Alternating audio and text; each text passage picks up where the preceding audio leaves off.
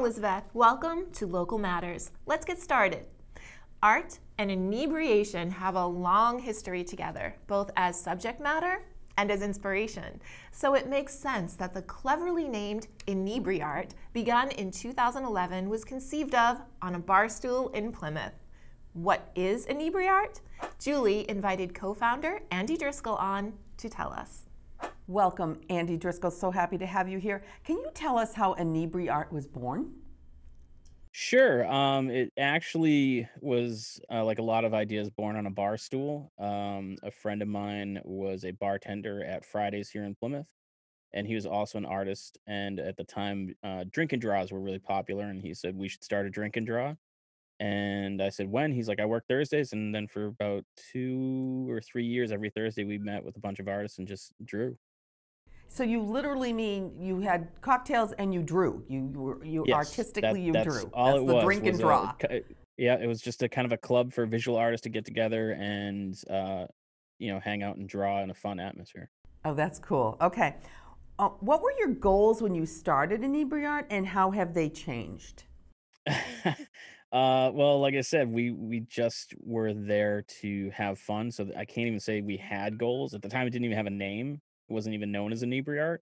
It was just a drink and draw, and over the course of time, it picked up the name Inebriart, and I wanted to leave my day job. I worked in a big box retail, and I wanted to leave that environment, and so I kind of started to fashion an Inebriart into a business, and it kind of struggled at that point. And then when I stopped trying to do that, it kind of took on a life of its own, and we kind of more focused on just helping artists of all types, performing and visual, get exposure.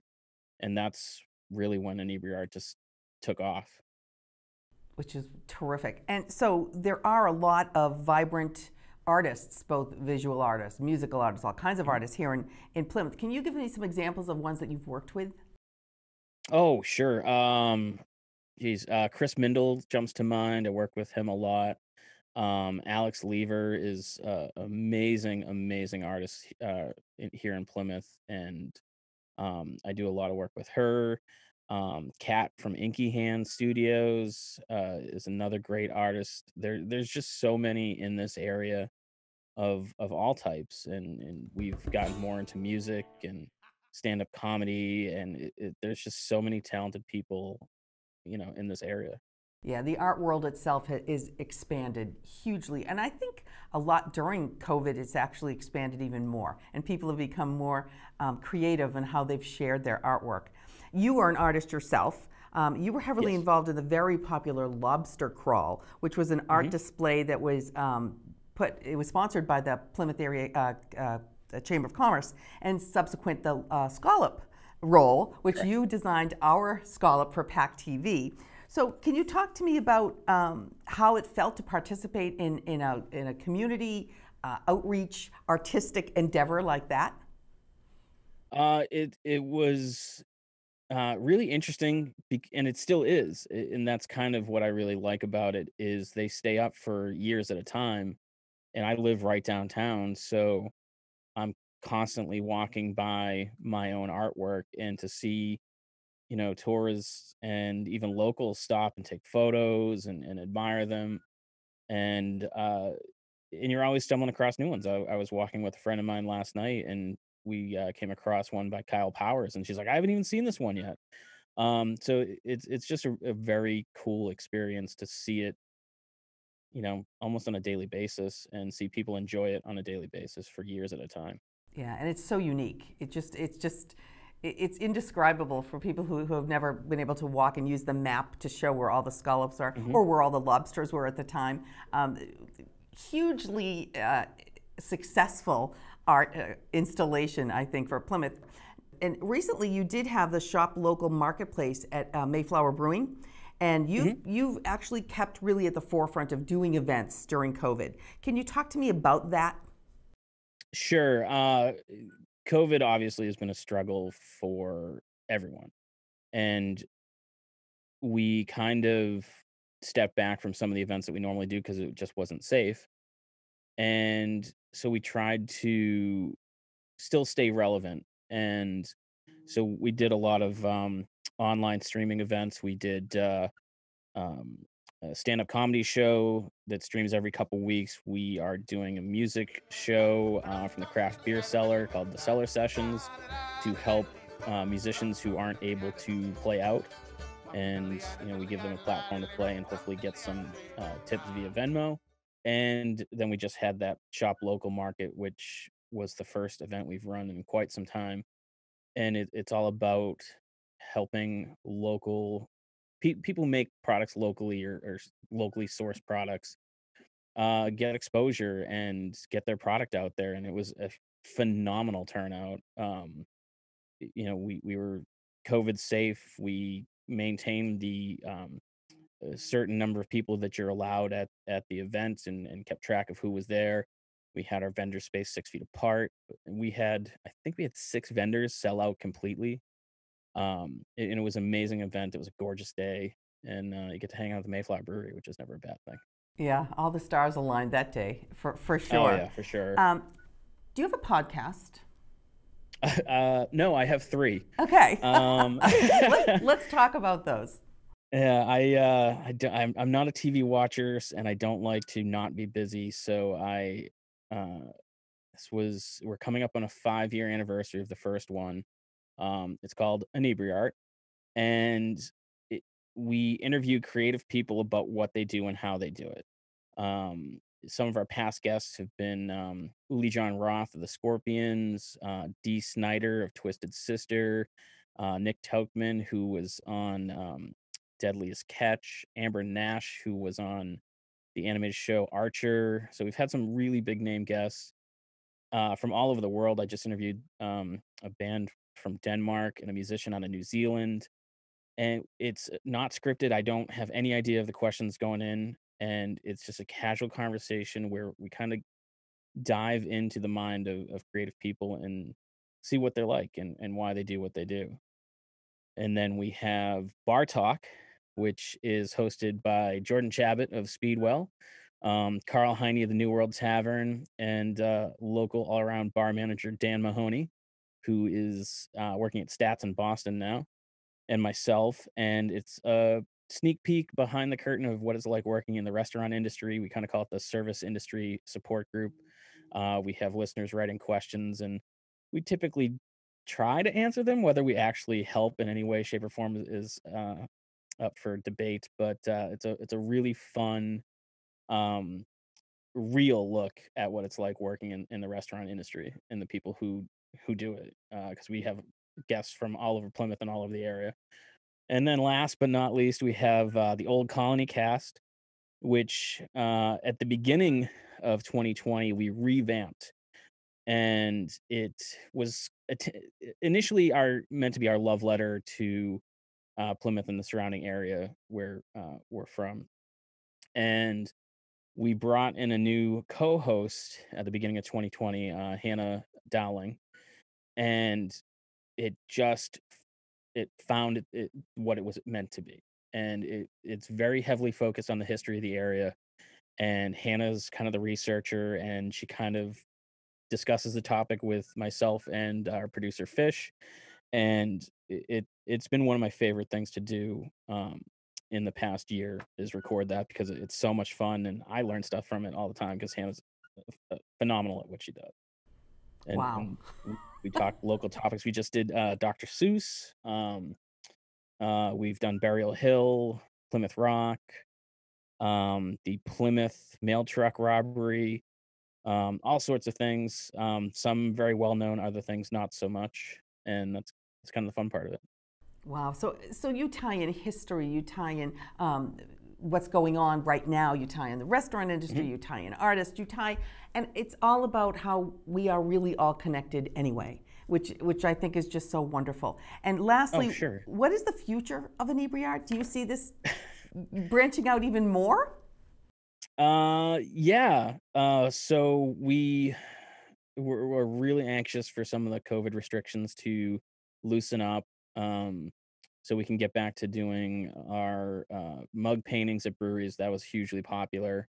we're looking to expand that to other states, to have what we intend to call art tenders, to host these uh, bar mug bar beer mug paintings, in other places that we're not already. We are starting to launch our YouTube channels with more video content, including a uh, new show that is a video version of Bar Talk. It's called Bar Talk Day Drinking, where the group from Bar Talk tried different cocktails. There's a vodka episode and a rum episode up, with more to come. I think we're filming tequila in next week. And can continue to do the podcast.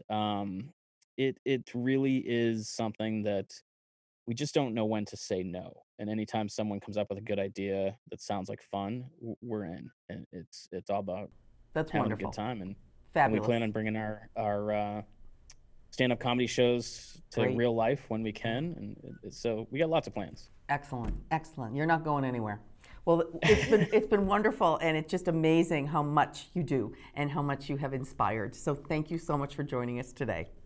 To check out Ebriart, visit their website at inebri-art.com.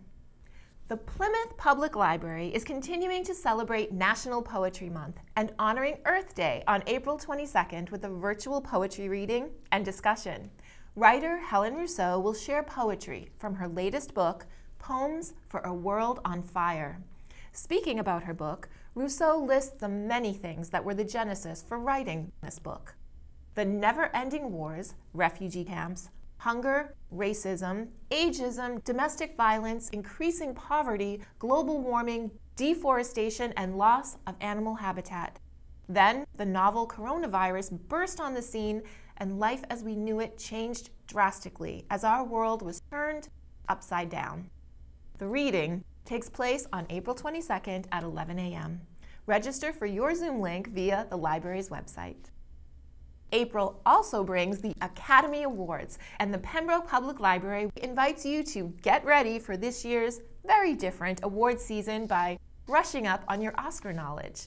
Host Frank Mendoza will visit the good, the bad, and the outrageous of the biggest night in Hollywood. He'll talk about how the Oscars got started, who exactly votes, and of course, discuss this year's nominees.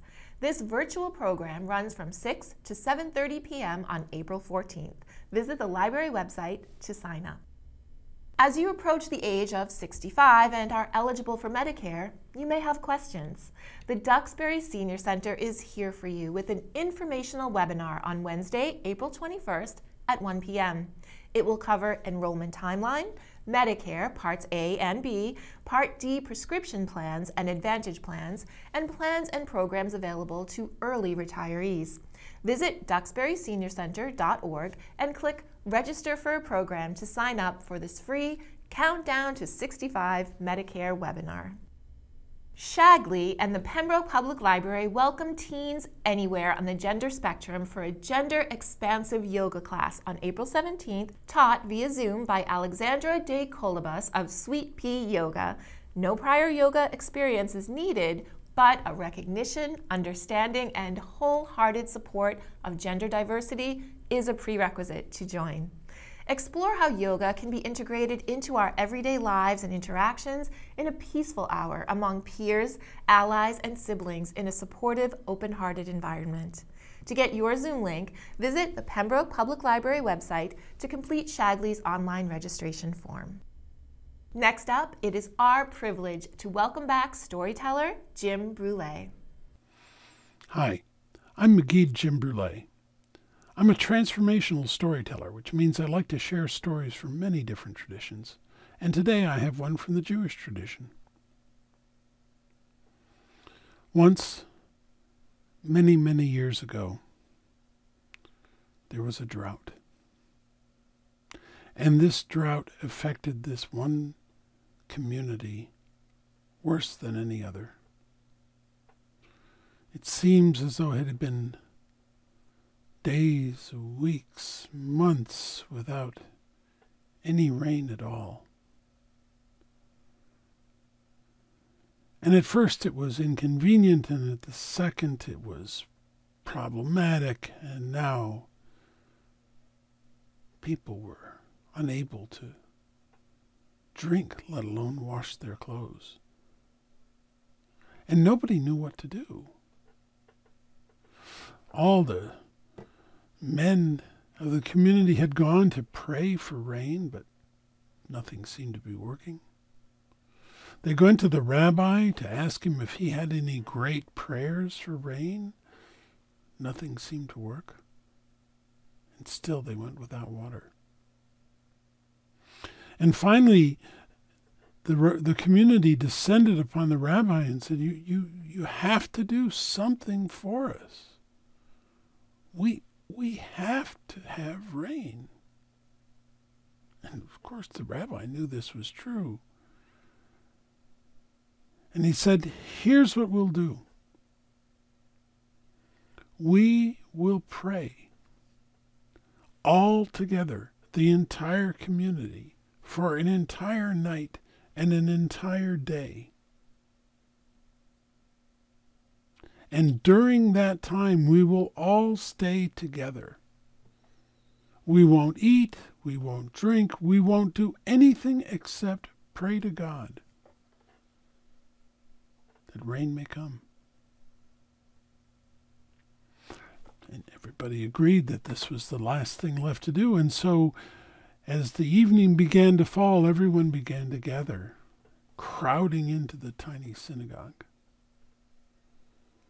The rabbi from one end of the room looked out and noticed who was here, and there was one person missing. He said to the congregation, "You're missing someone." Everybody looked around. Who? We all seem to be here. Everybody I know is here. Rachama. Don't you remember Rachama? Rachama. Oh, the old widow who lives. Oh, I haven't seen her in a very long time. I wonder how she's getting on. Well, never mind, go get her, bring her here. We can't start without her. And so someone was sent to go fetch the old woman. And at first she refused to come. Why should I go with you? You're interested in me now. You haven't been interested in me for years. I know, but we need you. No! Where were you when I needed you? I'll come. We're praying for rain. I'll come. And she reached down and she picked up a clay jar that she brought with her. And they got back to the synagogue as best they could. She was old and frail, and she insisted on carrying this clay jar.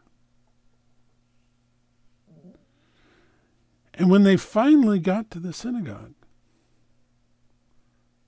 the rabbi called her forward. And as she stepped forward, he saw that she was carrying this jar. He said, "What is this jar you bring?" And she stood before the congregation and she said, "Oh, compassionate one, we are looking to you for your compassion. Here we are, dried out. Where's your compassion, O Lord? I bring with you the only thing I possess, this jar of tears. These are the tears that I shed as I delivered each of my children. These are the tears that they shed.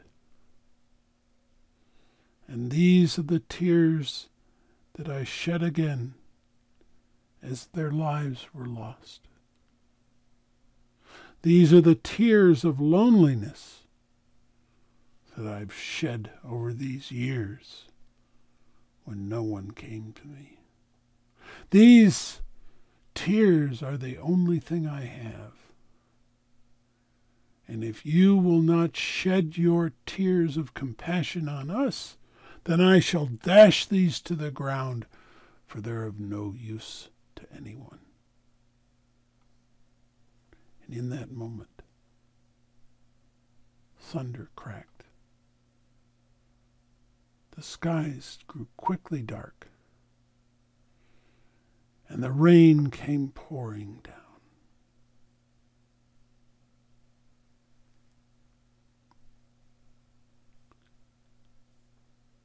When she left, Rachma took that clay jar of tears,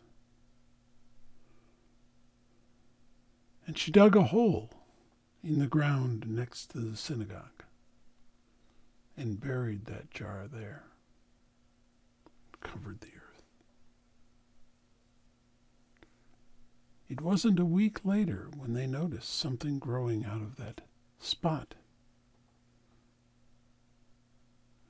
And it grew rapidly. It was a pomegranate tree. And within a few months, it had reached adulthood and now was bearing fruit. And you know, if you open a pomegranate, you see its seeds, and its seeds are shaped like tears. Thank you, Jim. To learn more about Jim Brule, visit jimbrule.com. Families with children of all ages are invited to This Land Is Your Land with Roger Ticknell, a virtual concert that will take you traveling across the country.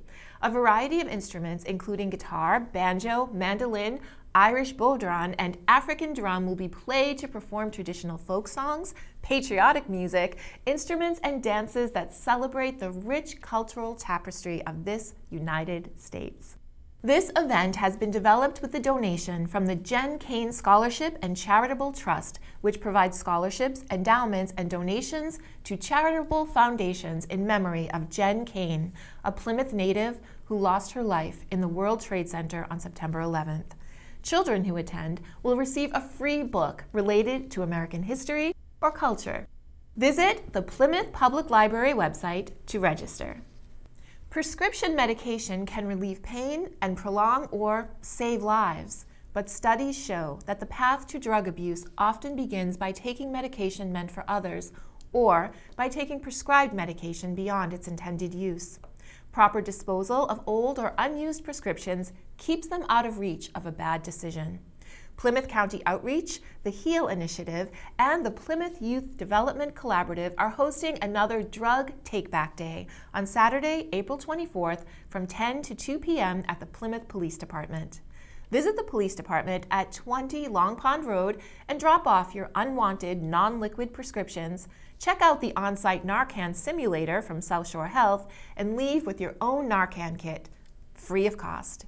There will also be resource kits, Datura pouches, and information about substance abuse to take home with you. Masks and social distancing are required, and there will be a drop-off drive-through option available. You can contact Hannah Pantaleos at hpantaleos@plymouthcountyoutreach.org with any questions you may have.